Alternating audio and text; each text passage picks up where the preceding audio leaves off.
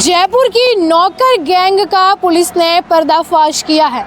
ये एक ऐसी नौकर गैंग जो चोरी की वारदात के बाद पता ही नहीं चलने देती कि किस दिशा की ओर गई है। 20 जनवरी की रात को कानोताबाग में मंजू कोठारी, जिनकी उम्र 75 साल, उनके घर में मंजू कोठारी और उनके 2 नौकर को बंधक बना करके 62 लाख रुपए की चोरी की गई। इस पूरी वारदात में 7 लोग वो शामिल थे और 7 के 7 लोग नेपाल के रहने वाले थे। इस गैंग की मुख्य सरगना, मुख्य आरोपी जिसने पूरे घर तक जाने का रास्ता बताया था, उसका नाम है सावित्री, जो कि इसी घर में एक नौकरानी बन करके आई थी। सावित्री के फोटो, दस्तावेज, वेरिफिकेशन कुछ भी नहीं था इस घर में। इस घर की एक और नौकरानी प्रतिमा, नौकर संदीप और मंजू कोठारी को बंधक बना करके घर में पूरी चोरी करके, जिसमें गहने, कैश था, लेकर के फरार हो गए। जिसमें मंजू कोठारी का फ़ोन लेकर, नौकरों का फ़ोन लेकर भी ये लोग भाग गए थे और आगे जाकर के झाड़ियों में इन्होंने फ़ोन को फेंक दिया।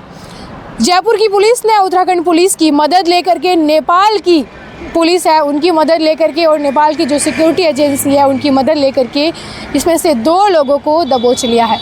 ये लोग उत्तराखंड नेपाल बॉर्डर पर, उत्तराखंड के शहर है धारचूला, वहाँ पर गए थे। यहाँ से मथुरा से धारचूला गए थे और धारचूला से कच्चे रास्ते पगडंडियों से होते हुए नेपाल गए थे, क्योंकि धारचूला से नेपाल की दूरी है वो महज 15 से 20 किलोमीटर है। इस पूरी वारदात को अंजाम देने से पहले ये लोग बड़े शातिर थे। कॉल पर इन्होंने कभी बात नहीं करी और कर्नाटक के डॉक्यूमेंट्स बना करके उस पर इन लोगों के पास सिम थी, अपने नाम की कोई ओरिजिनल सिम नहीं थी। इससे पहले भी ये चोरी की कई घटनाओं को अंजाम दे चुके थे और इनके निशाने पर जयपुर के बड़े बड़े आलीशान बंगले वाले लोगों के घर रहते हैं, जहाँ पर ये रेकी करते हैं। बड़ी बड़ी फैक्ट्रियाँ रहती है, रेकी करके फिर नौकरी ढूंढ लेने के बहाने जाते हैं। वहाँ पर जब इनको नौकरी पर रख लेते हैं तो ये इस तरह से अपनी टीम को पूरी वहाँ की सूचना पहुँचाते हैं। इसके बाद अंदर चोरी कर रहे थे आधे लोग बाहर टैक्सी में थे ताकि जल्दी से भाग सके। मथुरा गए, मथुरा से ये लोग अलग अलग जगह जा कर के नेपाल चले गए, जिसमें से 2 लोगों को पुलिस ने पकड़ लिया है अभी। और जो पुलिस है इस पूरे मामले में जांच करने के लिए लगी हुई है कि ये टीम के लोगों ने अभी तक कितनी बड़ी जो चोरियां हैं, इसी वारदात को अंजाम दिया है। जिन चोरों को इन्होंने पकड़ा है, इन्होंने कबूला है कि ये लोग पहले भी ऐसा करते आए और इनका धंधा भी यही है। VPN नेटवर्क के माध्यम से ये बात करते हैं, सर्वर इनका चेंज होता रहता है और लोकेशन पुलिस इनकी ट्रेस कर नहीं पाती है। फेसबुक मैसेंजर के ज़रिए अपनी टीम से बात करते हैं। एक और बात, ये लोग गुड लक पर बहुत ज़्यादा विश्वास करते हैं और सवा का जो टाइम है अपने लिए अच्छा मान करके तभी ये लोग बातचीत करते हैं, किसी घटना को अंजाम भी तभी देते हैं। यानी कि 9:15 बजे या फिर 10:15 या 11:15 या 12:15 बजे, यानी कि सवा का टाइम अपने लिए ये एक शुभ मानते हैं चोरी करने के लिए। चोरी से पहले सवा का टाइम देखते हैं, यहाँ तक कि चोरी से संबंधित बातचीत करने के लिए भी ये लोग सवा का टाइम देखकर ही बातचीत करते हैं और इसके बाद लगातार ऐसी बड़ी घटनाओं को ये लोग है वो अंजाम देते हैं।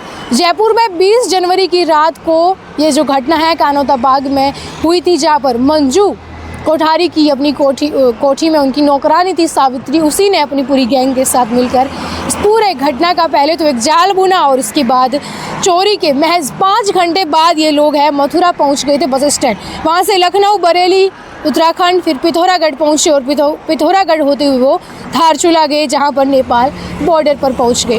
वहीं आपको बता दें, इन्होंने कच्चे रास्तों का इस्तेमाल करते हुए, एक महाकाली नदी है नेपाल में, वहाँ से होते हुए इन्होंने नेपाल के अंदर एंट्री कर ली। 1:15 बजे कॉल करना, VPN नेटवर्क के ज़रिए बात करना, पूरा एक जो गैंग है इनका पूरा एक सिस्टम बना के रखा था इन्होंने, ताकि ये किसी की भी पकड़ में नहीं आए। नेपाल की तरह जो जयपुर के अलावा और भी कई जो राज्य है वहाँ भी ये लोग ऐसी घटनाएं हैं उनको कर चुके हैं। जिस आरोपी को इन्होंने पकड़ा है, पारेख बहादुर शाही, उसने स्वीकार किया है कि अपने साथियों के साथ मिलकर वो पहले भी ऐसी बड़ी वारदात कर चुका है। फर्जी डॉक्यूमेंट्स रखता है ताकि किसी को पता नहीं चले। सबसे ज़्यादा इनके टारगेट पर वो लोग रहते हैं जो अकेले बुजुर्ग दंपति घर में रहते हैं, जिनकी बेटा या बेटी बाहर कहीं विदेश में रहते हैं या किसी अन्य शहर में रहते हैं और ये वहाँ पर नौकर बन करके पहले तो उनकी सेवा करते हैं, फिर उन्हीं के घर से चोरी करके यहाँ से भाग जाते हैं। और एक ऐसा शहर देखते हैं भारत का जहाँ से ट्रांसपोर्ट की अच्छी कनेक्टिविटी हो, रोड की अच्छी कनेक्टिविटी हो और जल्दी से जल्दी ये लोग नेपाल पहुंच जाए। इसलिए अपने घर में नौकर चाकर रखने से पहले सारे वेरिफिकेशन, उनका बायोडाटा, उनकी सारा हिस्ट्री, इतिहास जानना बहुत ज़्यादा ज़रूरी है, क्योंकि ये लोग कब आपको चकमा दे करके भाग जाए पता ही नहीं चलेगा।